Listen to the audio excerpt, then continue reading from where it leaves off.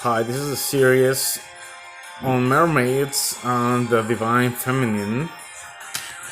I'm sharing all my resources and some art from different authors and artists. Everything is for research purposes only, so I'm not trying to infringe on any copyright laws. Alright, so let's begin. I have here a bunch of books that I have on the subject. We're gonna be looking at some of them, sharing some information. So, how are mermaids related to the divine feminine? Well, to begin with, divine feminine might be mostly associated with Abrahamic religions. So we have the Shekinah, the presence of God. We have the Virgin Mary, which has always been speculated to be a manifestation of an ancient goddess. We have Sophia, like the wisdom of God. She's mostly, known for what we know of philosophy, the love of wisdom. All right. So the first book that I'm sharing here is Mermaids, the Myths, Legends, and Lore by Sky Alexander. It's a very beautiful book. So I'm opening here a part which says, half fish, half human, and all divine. So we have here that, in many ancient traditions, mermaids were viewed as, more than just simply, sexy sirens of the deep. They were also considered divine. We have many water gods and goddesses who governed the oceans, the seas, the lakes, and rivers of the world. One of the first mermaids in history comes from Assyria around 2000 before the Common Era. So that's Atargatis. There's a legend about Atargatis who fell, tried to. She accidentally killed her lover or something, and she just jumped into the ocean. Well, actually into a lake. She threw herself into a lake, and she turned into a mermaid because she was so beautiful, and she couldn't just be a fish or a woman. But long before Atargatis, the world over has honored its water deities. The early Babylonians, they had Ea or Onis from Africa. Actually, on the oldest myth is the Sumerian myth. This is not in this book, but it's a Tiamat, which is a goddess. She's the cosmic ocean, and she's also like the abyss, the watery abyss. Well, she and Apsu were a couple. They had children, and there was a war, cosmic war, and this one of her children, Marduk, killed her, and cutting her body in two, and he created the heavens and the earth with her body. And this myth is actually taken and given another interpretation in the Bible.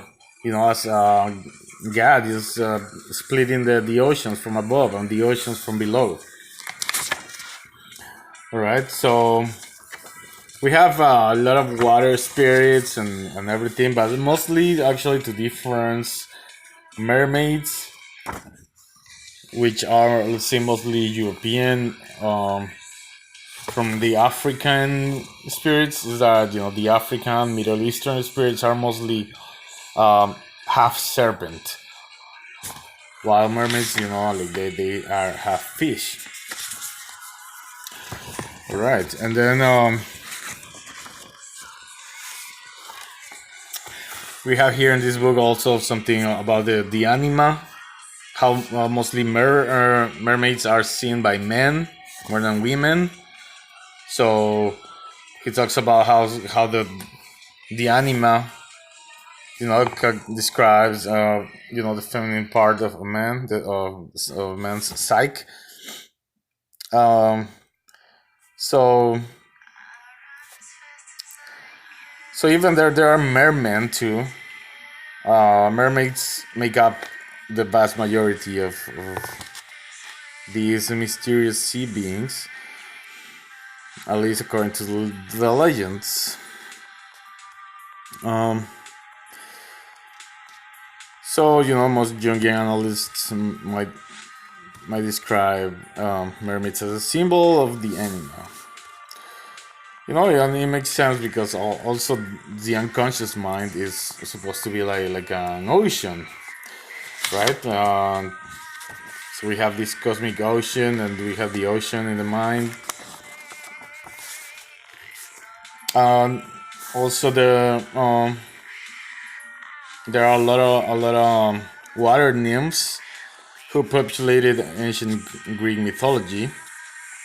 They weren't half fish; they were just full-bodied women who were water spirits. All right. So we have the Triton, the king of the ocean, who is the oldest one of these water gods to be known. So we have like Undines, also like some type of water nymphs. Well, we have here a chapter entitled "The Spiritual Sirens." So we have a lot of motifs, decorative motifs rendered in stone and wood and mosaic, depicting the split-tailed mermaid, like in churches, and mostly churches. And some people will say that the connection with the fish has to do with the Christian use of the fish. Also, something I like to point out is that virginity couldn't be portrayed more in other than not having access whatsoever to the women's sexual parts, sexual organs. Like, so the mermaid is actually the ultimate virgin.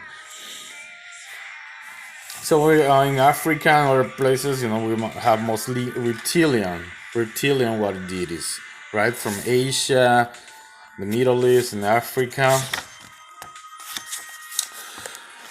All right. We have the merfolk from the Scandinavian cultures too.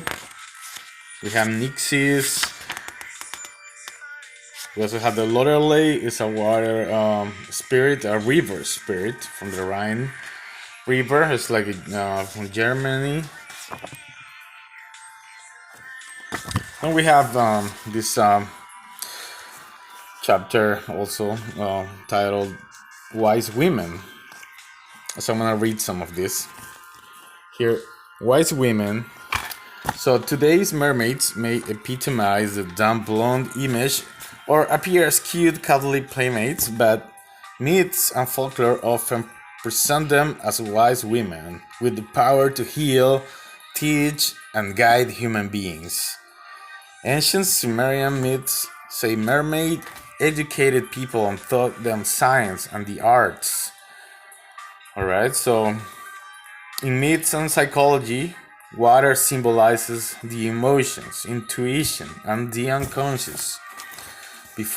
Because the mermaid lives in the water, she has access to these areas, whereas humans often ignore them. Alright, so this is one of the books. Beautiful book. I love this book. So, well, this is it for now. We're gonna come back and talk about different book later on. Thank you.